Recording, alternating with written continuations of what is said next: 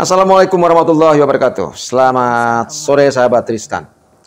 Jumpa lagi kita di Ngopas, Ngobrol Pendidikan Santuy. Kali ini kita di SMK Negeri 3 Magelang, salah satu SMK unggul yang mengembangkan bidang pariwisata. Kita ditemani oleh Ibu Kepala Sekolah, Ibu Mila Yustianti. Ya, ini salah satu kepala sekolah yang luar biasa, ya, punya semangat yang menggebu-gebu dalam mengembangkan SMK pariwisata. Kebetulan juga magister yang diambil adalah magister pariwisata. Selamat sore, assalamualaikum warahmatullahi wabarakatuh, Bu Mila. Ya. Oke, Bu Mila, ini kalau kita bicara tentang perkembangan SMK pariwisata saat ini kan luar biasa, apalagi di Magelang ini kan daerah pariwisata, tujuan wisata. Ya. Bagaimana Ibu melihat perkembangan SMK pariwisata? Ya. Baik, terima kasih Pak Haris. Jumpa lagi bersama SMK Negeri 3 Magelang, salah satu SMK di Magelang Raya. SMK Negeri Pak, satu-satunya di Magelang Raya ini kota dan kabupaten bidang pariwisata yang kebetulan berada di ring 1. Kami bilangnya di ring 1 di lingkarannya prioritas destinasi Candi Borobudur gitu.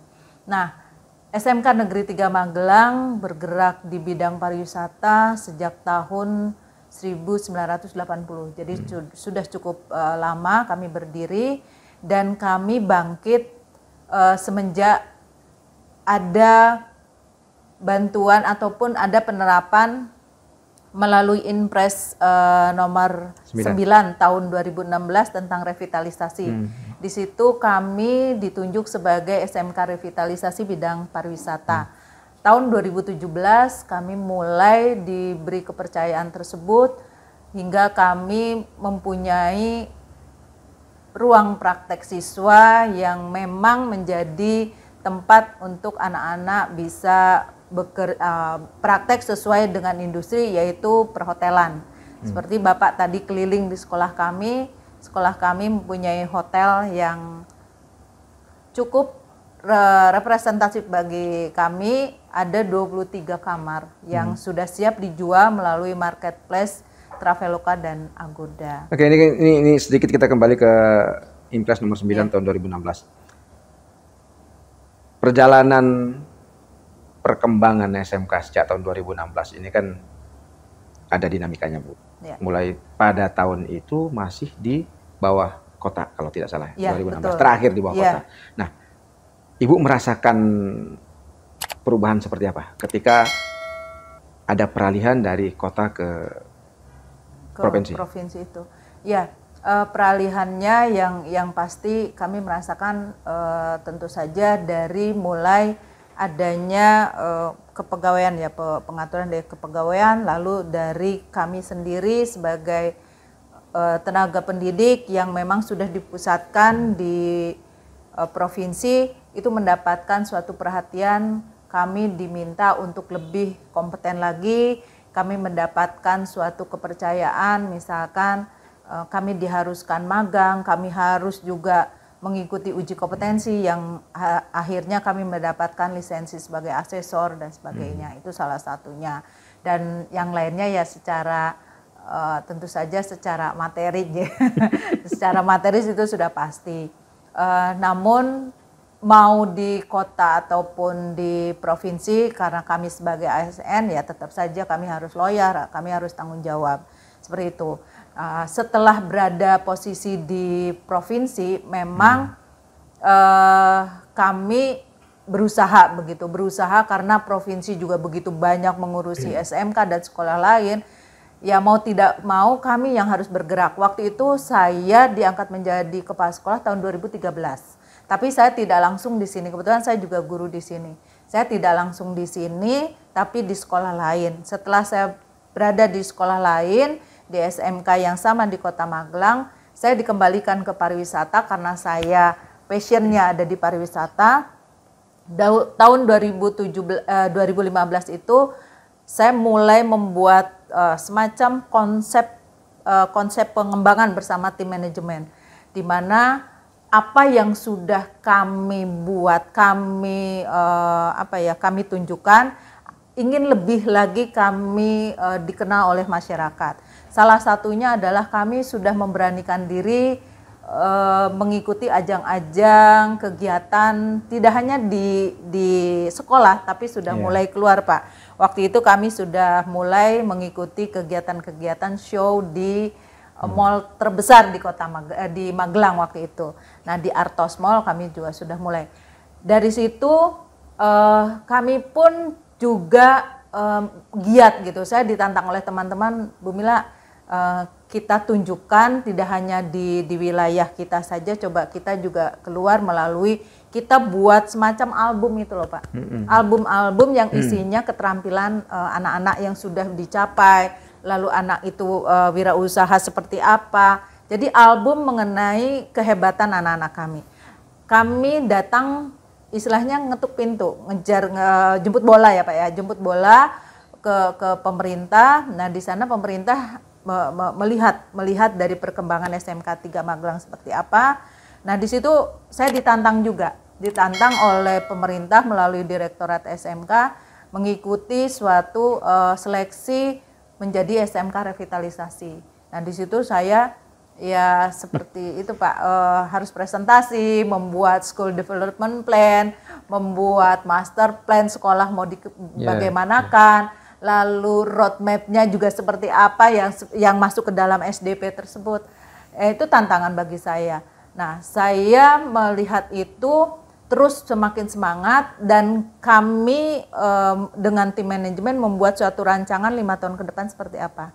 Nah, setelah itu kami presentasi, alhamdulillah kami lolos menjadi SMK revitalisasi tahun 2017. Ya, itu ini awal. kan artinya Ibu sebagai pelaksana awal dari revitalisasi tahun 2017. Awal waktu itu dibuka oleh Ibu Puan Maharani di Solo waktu itu tahun 2017.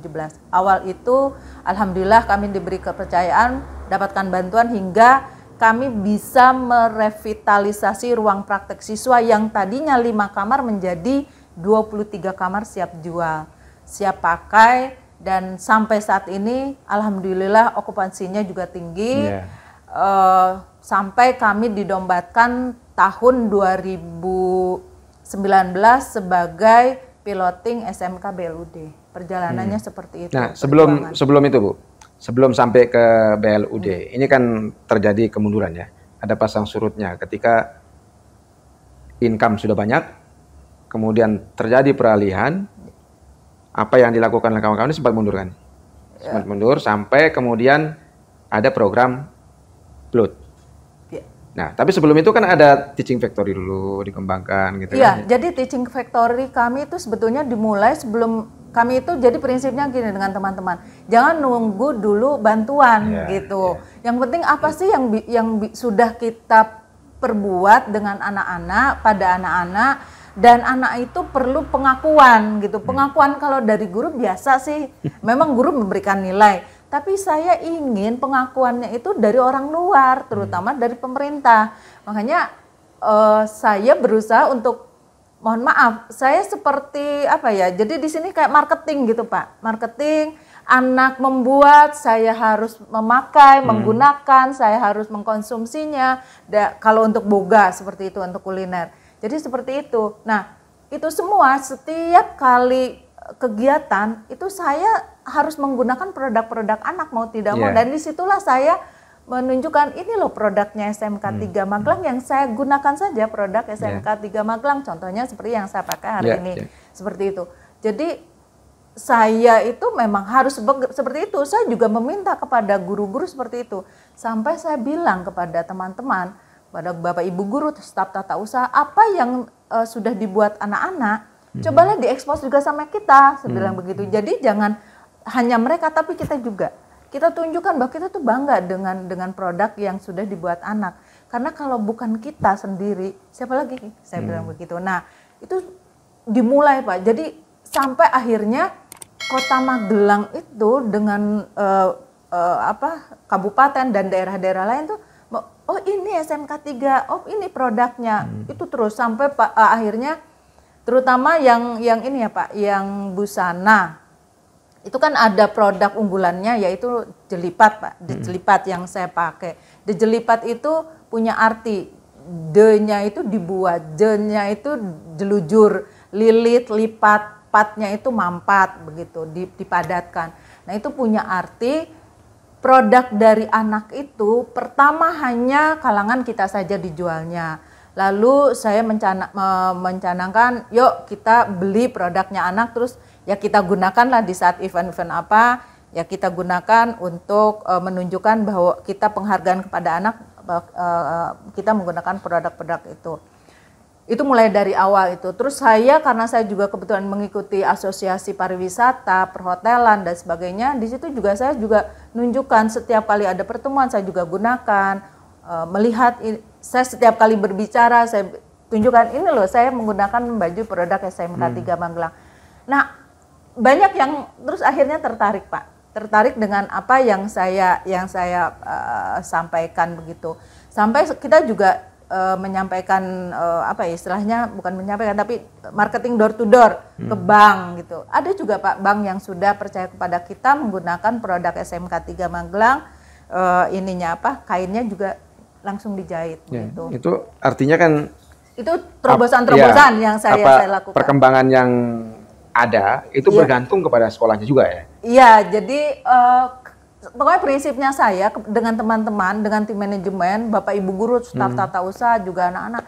Jadi semuanya yang sudah kita perbuat jangan seperti kata dalam tempurung diam, nggak diekspos gitu.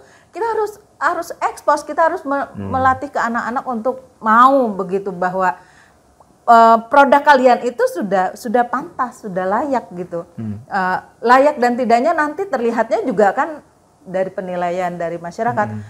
Pada dasarnya ya masyarakat akhirnya menerima dengan apa yang sudah anak-anak buat. Selain itu juga kami sudah memberanikan diri untuk eksposnya di mall-mall seperti itu. Jadi awalnya busana dulu fashion show di mall terbesar di Kota Magelang, di Kabupaten Magelang. Lalu produk dari kecantikan pun juga sama Pak, show di sana. Lalu boga juga pernah di sana. Jadi pernah kami juga event besar di sana, betul-betul memang menyewa semacam pelatarannya di sana. Kami tunjukkan semua bidang ataupun kompetensi keahlian yang ada di SMK 3 Magelang. Kebetulan SMK 3 Magelang ini ada 5 kompetensi keahlian. Selain perhotelan, kuliner, busana, kecantikan, juga ada multimedia atau sekarang disebut dengan broadcast seperti itu. Nah, broadcast di sini waktu saya membukanya juga tujuannya adalah untuk mengekspos produk ataupun hasil karya anak SMK teman-temannya di jurusan pariwisata. Karena sekali lagi, kalau hanya kita saja, saya bilang ke teman-teman, ke anak-anak itu nggak ada artinya kalau kita saja yang tahu. Kita lagi yang beli seperti itu. Beda. Bangga dengan diri sendiri tapi orang lain nggak tahu. Orang lain tidak tahu. Kita coba keluar. Dan ini sudah mulai kita rintis seperti yang tadi saya sampaikan, produk-produk yang SMK 3 Magelang, produk unggulan Jelipat, Brown Cafe yang sudah bersertifikat halal MUI, itu sudah kami jual Pak. Kami jual dan kami juga ya alhamdulillah sudah menghasilkan omset yang cukup. Katanya sih kalau dibanding dengan sekolah-sekolah lain kategori cukup besar, cukup fantastis lah, cukup besar lah. Ya alhamdulillah ini kerja keras dari anak-anak dan semua tim yang ada di sini. Ya ini saya kira satu hal yang menarik ketika kita bicara tentang produk anak-anak SMK. Bagaimana kita mengekspos produk mereka, ya hasil anak-anak kita ini supaya apa? Supaya masyarakat tahu, ya gitu ya. Nah ini kalau kita lihat dari gerakan kawan-kawan gitu untuk terus mensosialisasikan produk ini, tetapi kemudian dieksposnya di tempat tertutup, menurut Ibu seperti apa? Misalnya dilakukan di lembaga-lembaga pemerintah, tapi tertutup hanya dilakukan di komplek itu saja. Oh, saya enggak. Waktu itu pernah begini Pak. Jadi saya maklum ya. Mohon maaf sebelumnya kalau misalkan memang saya ada hal yang kurang berkenan. Jadi begini, waktu itu ada suatu keinginan kita fashion show di daerah lain seperti itu. Karena kalau daerah lain itu dia pertama tempatnya bagus, yang kedua terbuka untuk umum, dan yang ketiga itu tuh tidak hanya di satu wilayah saja nanti pengunjungnya, tapi wilayah luar. Bahkan dari di luar Magelang Raya pun akan datang, misalkan daerah Purworejo, biasanya orang-orang datang ke situ. Nah, tapi oleh ya lembaga tertentu waktu itu saya dilarang gitu, Bu, kalau bisa dari kita untuk kita. Jadi istilahnya jangan di tempat yang lain begitu, di tempat kita sendiri saja. Walaupun tempat itu ya representatif seperti hotel misalkan seperti itu. Saya melihat apa yang tadi Bapak saya mendengarkan apa yang kemarin disampaikan, saya itu dilarang, terus saya jadi ingat Bapak tadi nyampaikan, saya itu waktu itu menyampaikannya alasan gitu ya, berargumentasi. Kalau kami pamerannya, fashionnya, ataupun memperlihatkan gelar karya dari anak-anak, hasil anak-anak hanya di tempat itu, percuma, saya bilang gitu. Gak akan ada. Kami kan tujuannya adalah memperlihatkan karya bagus, karya hebatnya anak-anak. Memasarkan juga di situ. Jadi kami ingin juga masyarakat tahu. Terus yang paling kami kejar adalah anak-anak dan orang tua murid masyarakat itu juga tertarik sekolah di SMK 3 kan gitu. Oh, ternyata SMK 3 itu bisa sampai anaknya begini begitu.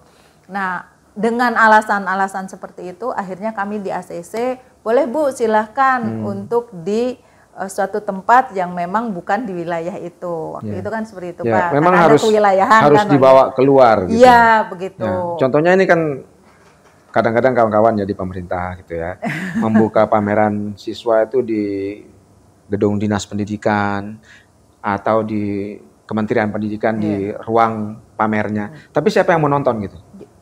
Ya, industri mungkin juga tidak terlalu banyak. Tetapi kalau kita buka itu pameran itu, hasil-hasil produk anak-anak kita itu di luar, mana masyarakat juga tahu gitu. Saya kira ini akan mungkin lebih positif untuk perkembangan ke depannya. Nah, Bu Mila, kalau kita lihat dari perkembangan SMK yang sekarang dengan pariwisata yang banyak ini, apakah ada link yang dibangun antara kawan-kawan yang mengembangkan kompetensi yang sama di berbagai daerah? Maksudnya SMK? Untuk SMK yang berbasis pada pariwisata. Sama-sama pariwisata. Ya, kebetulan sekolah ini juga ikut menjadi anggota, dan kebetulan saya juga sebagai pengurusnya Asosiasi SMK Pariwisata, Pak. Yang waktu itu launchingnya koordinatornya yaitu Kementerian Pariwisata. Ya. Pertama dibentuknya juga waktu itu kalau tidak salah di Batam atau di Bali waktu itu, Pak. Nah, itu untuk Jawa Tengah, untuk per daerah, kebetulan saya Jawa Tengah, saya juga sebagai pengurusnya. Nah, di situ jadi kami intinya di dalam asosiasi tersebut SMK didekatkan dengan industri pariwisata. Kenapa bukan lembaga pendidikan atau Kementerian Pendidikan atau Dinas Pendidikan yang menjadi payungnya, kenapa pariwisata? Ibu tahu nggak ceritanya? Kalau cerita yang pastinya saya tidak memahami, Pak. Saya takutnya salah. Tapi yang pasti waktu itu memang Kementerian Pariwisata ingin tahu sampai sejauh mana SMK pariwisata yang ada di Indonesia. Nah, Kementerian Pariwisata mengundang kami seluruh Indonesia, SMK yang ada di Indonesia. Nah, di sana ada yang mencetuskan gimana sih kalau tidak dibuat asosiasi, suatu persatuan, perkumpulan. Nah, waktu itu tercetuslah yang sampai akhirnya ada ketuanya terbentuk dari hotel juga, seorang hotelier pariwisata. Nah, beliau menjadi asosiasinya, kita sebagai kepala SMK pariwisata menjadi anggotanya di situ. Nah, lalu di daerah juga membentuk, Pak. Jadi pusatnya di Jakarta, terus perwakilannya di daerah masing-masing. Di daerah masing-masing juga membentuk lagi namanya Asosiasi SMK pariwisata. Nah, itu menggandeng dengan para GM Pak yang masuk ke dalam ikatan hotel IHGM ya Pak, IHGM apa ya? Ikatan hotel ya atau ikatan hotel para GM gitu loh Pak istilahnya ya. Nah, di situ jadi kami kerjasama dengan hotel-hotel, kerjasama dengan para GM-nya tersebut. Nah, disitulah dari IHGM itu membentuk suatu semacam konsep namanya One SMK, One GM, One SMK gitu untuk Pak. Pembinaan maksudnya. Ya, pembinaan di situ. Jadi satu GM membina satu SMK. Nah, dari pusat turun ke daerah, dari daerah turun lagi ke kota dan kabupaten seperti itu. Tapi kota kabupaten karena terlalu kecil, karena ada daerah yang memang belum ada hotel yang bagus gitu Pak ya. Yang akhirnya dibentuknya melalui di sini sekarang namanya Cabdin itu loh, cabang dinas. Percabang dinas. Nah, cabang dinas untuk cabang dinas wilayah 8, kebetulan Kota Magelang masuk ke Cabdin 8, itu ketuanya saya kebetulan Pak, Asosiasi SMK Pariwisata yang kerjasama dengan HIAGM itu. Untuk di Magelang sendiri berapa SMK pariwisata Bu yang sekarang berkembangnya Ibu tahu? Kalau Kota Magelang untuk pariwisatanya ada 3 Pak. 3 ya? Iya, negerinya 1, 2-nya swasta seperti itu. Nah, terus kalau kerjasama dengan sesama SMK pariwisata, yaitu tadi melalui Asosiasi SMK Pariwisata. Kalau kerjasama dengan industri ya sudah banyak ya Pak. Karena tiap tahun pun kami mengadakan in-house trainingnya tentu dengan industri melalui penyelesaian kurikulum yang sekarang lagi digembar-gemborkan 8+I itu sudah kami lakukan. Cuma memang kalau I-nya kita sedang menuju ke sana karena I-nya itu kan dari mulai beasiswa, industri yang memberikan beasiswa, memberikan bantuan hibah peralatan dan sebagainya. Ini sedang menuju ke sana. Oke, kita rehat sejenak.